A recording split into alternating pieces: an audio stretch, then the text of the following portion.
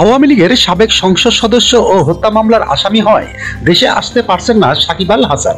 তাই এবারের বিপিএল খেলা হচ্ছে না সাকিবে, তাকে ছাড়াই মাঠে নামতে হয়েছে চিটাগংকে। তবে সাকিব ছাড়া বিপিএলকে লবণ ছাড়া তরকারির সঙ্গে তুলনা করেছে দর্শকরা। শুক্রবার ৩ জানুয়ারি নিজেদের তৃতীয় ম্যাচে দুর্বার রাজশাহীর বিপক্ষে মাঠে নেমেছে চিটাগং কিংস।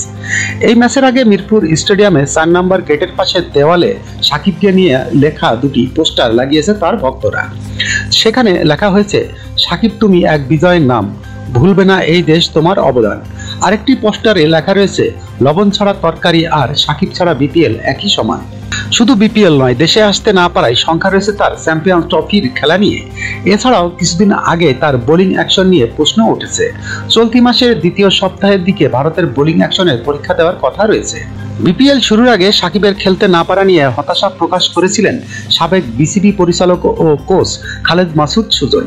তিনি বলেন, সাকিব বিশ্বের নাম্বার 1 ক্রিকেটার, তার না থাকা দলের জন্য ক্ষতিকর। সে দেশের হয়ে খেলতে না পারা এটা আমাদের ব্যর্থতা। সাকিবের 7 মাসের রাজনৈতিক ক্যারিয়ারকে 17 বছরের ক্রিকেট ক্যারিয়ার থেকে বড় করে দেখাকে হতাশা বলে মনে করেন সুজন। তার ভাষ্যে, সে রাজনীতিতে যুক্ত হয়েছে, কতটুকু অপরাধ করেছে জানি না, কিন্তু আমরা তার 7 মাসের রাজনীতিকে 17 বছরের ক্যারিয়ার থেকে বড় করে দেখা হচ্ছে, এটা হতাশার। যখনকার খবর তখনই দেখতে চোখ রাখুন সুন 24 টিভিতে।